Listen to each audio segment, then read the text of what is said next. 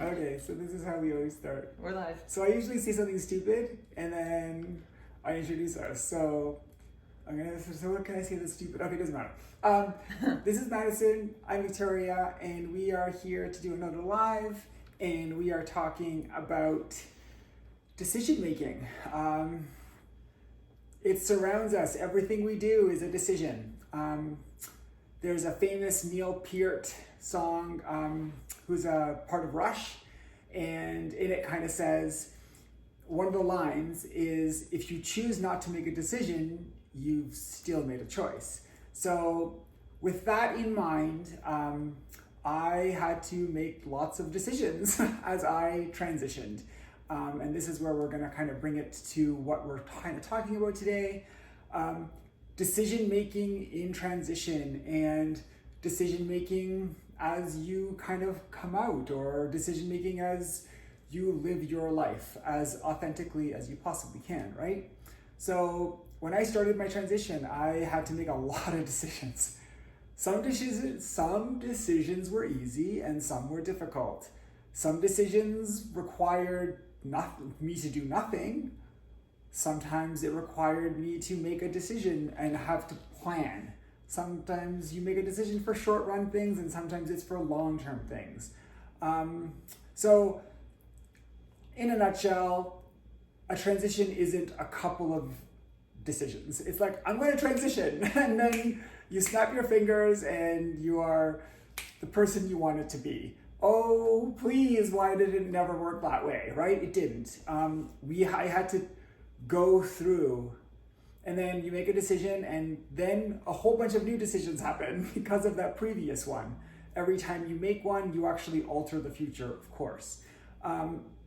Speaking on that, Madison and I have a brand new, well, actually not brand new, a business, but a business idea, I guess. And but we have a brand new business where we are helping specifically our trans clients, people like me, and people at the beginning of their transition, people who just need guidance, people who need help, people who need a plan, people who need to take back control of their lives.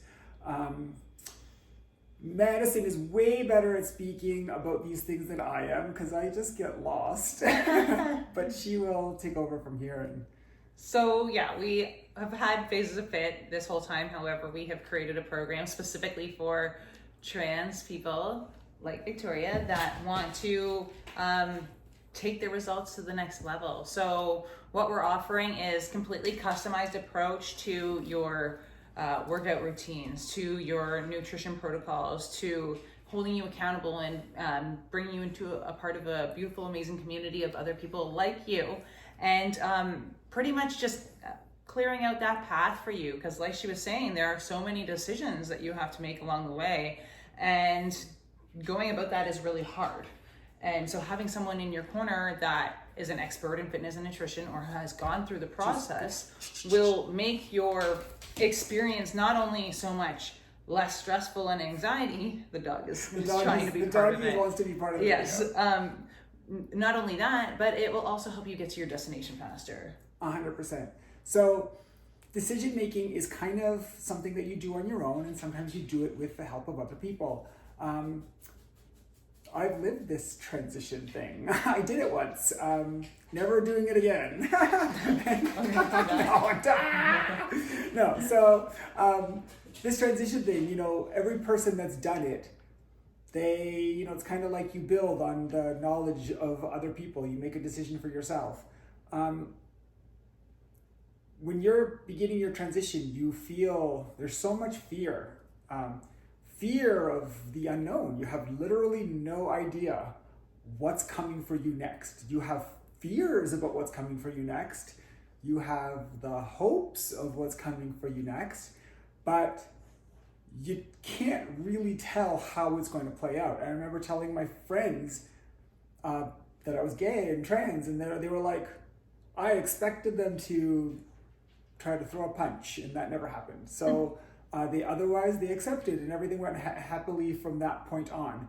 I had to make decisions along the way, and sometimes I made those decisions with a lot of knowledge, and sometimes I just flew by the seat of my pants, and sometimes it worked out really well, and sometimes it didn't. What was the hardest decision that you made, or some of the hardest ones? You know, some of the surgeries I've had, if I had had more knowledge, I might have skipped on them, for example, or maybe I would have done something else. I sold my house to pay for those surgeries, and yeah, I mean, you know, there's only so much money, I guess, right? And but point being, you have to make a decision. You have to make those decisions, and sometimes before you make a decision, you have fear.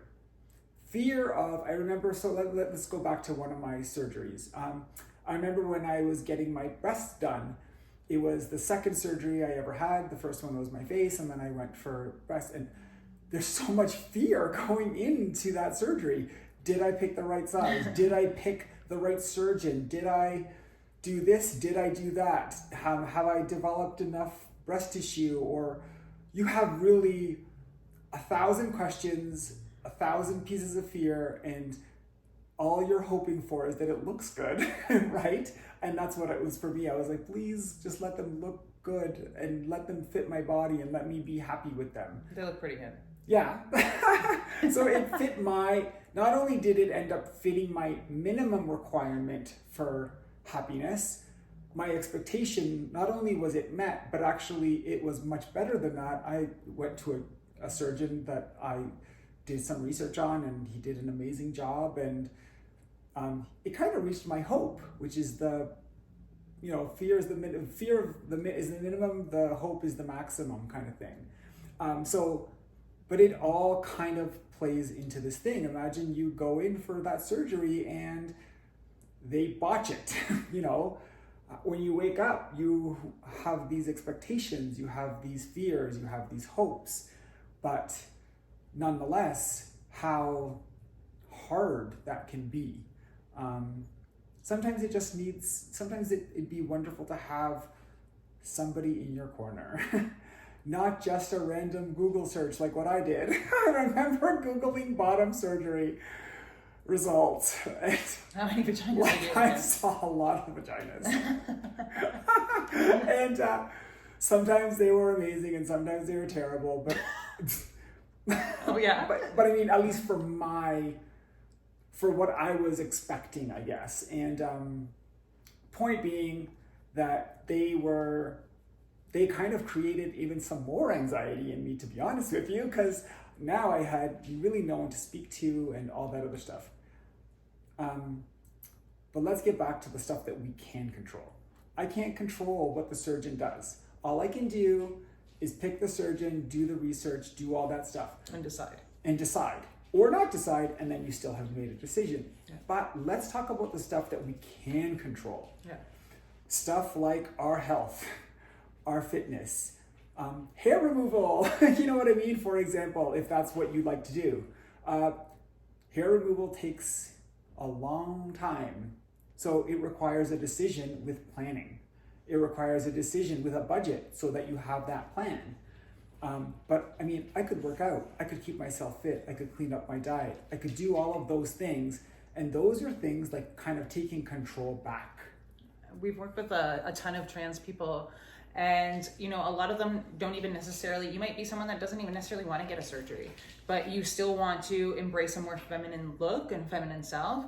And the absolute best thing you can do is start working out towards that feminine body, is start dieting in a way that will give you the feminine shape. If you're someone that, surgery is not accessible or possible, or you don't want it, but you still want to embrace that feminine body, this is absolutely the best thing that you can do for yourself, is make that decision to commit to that goal, because it's a goal, right? And then you can work out in a way that will change your body that you never thought you could. You can do your nutrition in a way that will also change your body in a way that you never thought could. Not only that, but it's also going to make you healthier and live longer and have a better quality of life. 100%. And so what is decision making and commitment, or fear of commitment? Why are those things so closely related? Because when you fear a decision because you don't have enough information, or you fear the results or something like that, you have a commitment fear because you're like, well, why am I going to do this? I can't commit to this decision. I can't commit to that decision because of X, Y, and Z. So you have this almost like vicious cycle of not making a decision because you're not able to commit, and then that perpetuates the same problem. Still not doing that, and still having that exact same cycle of, in effect, letting life happen to you. Yeah. And that, my friends, is the worst thing that can ever happen to you. Yeah. Is that you don't make a decision. Any decision. You just kind of allow life to happen at you. And those are the people that feel like they are out of control. Yeah. Those are the people that tell you they're for sure not they're not for sure not happy. Yeah. There's no joy in letting life come to you. Nobody's life is going to fall exactly as they wanted it to happen. Yeah. Nobody, like literally nobody. And that tells you that you have to take control. And taking control means making decisions that will give you what you want. Be that a transition, be that a promotion at a job, whatever it is, however you want to get to the desired goal, you have to do that. And that's why I think it's so important to actually stop, become present, and actually stand around and look at the room you're in and be like, okay, I am physically here and I am present in this very moment. And right now I am going to spend 5 minutes thinking about the next 6 months, 3 months, 1 month of my life. And what do I want to accomplish? What do I want to do? Even if it's a 10-year plan, it's a plan.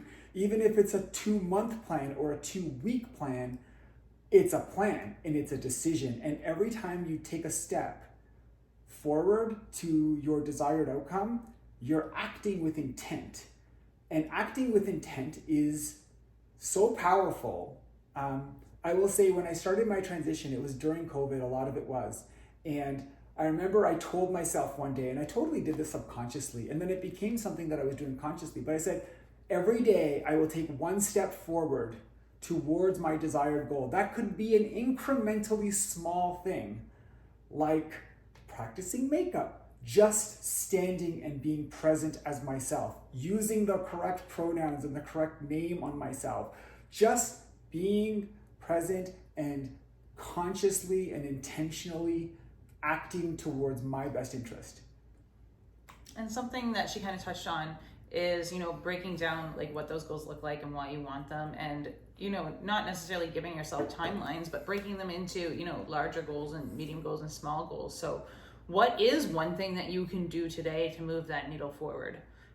How does that build on that medium goal and the larger goal? So for example, Victoria would practice makeup, Not very well. I mean, we're still working on it. Still working on it. But everything's a work in progress. That was one thing to move the needle forward. And the great thing about, having someone like her and I in your corner is we can help break that down with you. Because like we started this live in this conversation about, it was, you have a million choices, and how do you decide? And then when there's so many choices, you get stuck in that space where you can't decide. And that's when, like Victoria said, you get stuck in a very unhappy, uncomfortable place. And yeah, ultimately it comes to just breaking it down into daily steps. What's one thing I can do today to move the needle forward? So I got a story for you from this morning. I wanted to run, and I'd been planning on running for a little while, and something always kept coming up, and it was summer here, and I just kept putting running on the back burner, but it was something I really wanted to do. And so Sunday night, I was supposed to run on Monday morning. And that night, I didn't fall asleep till 2 a.m. So that means I was going to be waking up at 6. I'm only going to have 4 hours of sleep. I made a decision at that moment that I'm going to sleep an extra 2 hours and then do it on Tuesday. So today shows up. And I set my alarm for 6 o'clock and 6:15 and 6:18 and 6:21. So I'm in bed and I know 4 more alarms are coming and I don't want to wake Madison up. And so I turn them all off, and then I'm lying in bed for a couple of minutes and I'm like, I'm really, really old and I'm in a lot of pain. Yeah. And blah, blah, blah, blah, blah. Making up a whole bunch of excuses in my head why I can run on tomorrow or Thursday or Friday or 10 years from now. And I'm like, fuck, I just got to do it. I got to do it. So I threw off the covers, the ones that I stole from her, and I quietly, using my phone light, grabbed some clothes from the drawer, and I go to the bathroom and I look into the mirror dead-eyed, and I'm like, you're doing this. So I get my stuff on, I go downstairs, I drink a glass of water, and I'm like, okay, let's do this. So I start, and I am anticipating a disaster. I'm anticipating getting to the end of the street and huffing and puffing like crazy. But I have done this a couple of times, and I know the trick for me is to start really slow, like so slow that I'm almost walking. But as long as I'm in that path, I'm working towards my goal, right? I pass 250 meters, 500 meters. I get to a kilometer and I'm like, oh, I didn't expect this. But I reached this place and I'm like, you know what? Let's try for 2. And so I did a very short loop where the loop was only about a kilometer long. I felt a manageable chunk. I didn't say I'm going to run 5 kilometers or 10 miles or a marathon. I'm like, I'm going to run 1 kilometer. And I got to that 1 kilometer, I'm going to run 1 more kilometer. And I'm going to run 1 more kilometer. And every time I did, my watch was telling me, oh, you're doing well. Like my watch is, cheering me on. And I noticed that my times are pretty consistent. So the 5th kilometer comes up and I'm on par for just over 30 minutes, which for me is pretty good considering I haven't run in years. But I'm like, if I do this last kilometer a little bit better, I'm going to break 30 minutes and it's going to feel like a big accomplishment for me. So I'm like, okay, slowly chugging along. And maybe with like, okay, so the last like 200-300 meters, I'm like, okay, this is that. I can manage a 200-meter run. Because if I had planned a 600-meter run, I probably would have fallen down and taken a nap on the grass. But I'm like, no, I'm going to do this. So I'm chugging, and I'm the last like 2 meters, I'm like running, looking at my watch, waiting for it to hit 5. And it finally does, and I stop, and I get 29 minutes and 48 seconds. And I'm like, yes! I chunked it. I broke it into chunks. I didn't chunk it. Okay, so I look at my clock, and now I'm literally standing outside this guy's house, and I'm like, almost gonna take a nap on his driveway. And I'm like, I gotta get home. So it's like 7:15 in the morning. She's still sleeping. And I barely get myself in the door. What does all this mean? I set a plan. Until I actually made that decision to do it, it's been 3 months. I've been talking about running for 3 months. It'll talk about it for a week and then it'll go away. I'll talk about it for a week and then it'll go away. Over and over and over again. But then I made a conscious decision and a plan. And I broke that plan into sizable, manageable chunks. Things that I could manage with intent. And then I did it over and over and over again. And then at the end of that, I got the goal, which was the thing that I wanted. Yeah. And I think that is such a simple but yet powerful reminder of how decision making can lead you to your goal, or you can sit on the couch and let life happen to you. And I just don't want any of my people, I don't want any of our community, I don't want anybody who isn't living their truth to live in a world where they let life happen to them and they never got to live their truth because they didn't have a plan or they couldn't make a decision. Oh, how heartbreaking that is to think about. And we are just here to provide our little piece of that boost, of giving people the right whatever to get them to their goal. yeah, you're one decision away from a completely different life, and we're in your corner. If you have any questions, comment on this video or send us a direct message, and we'd love to help. Yeah. Bye, everybody.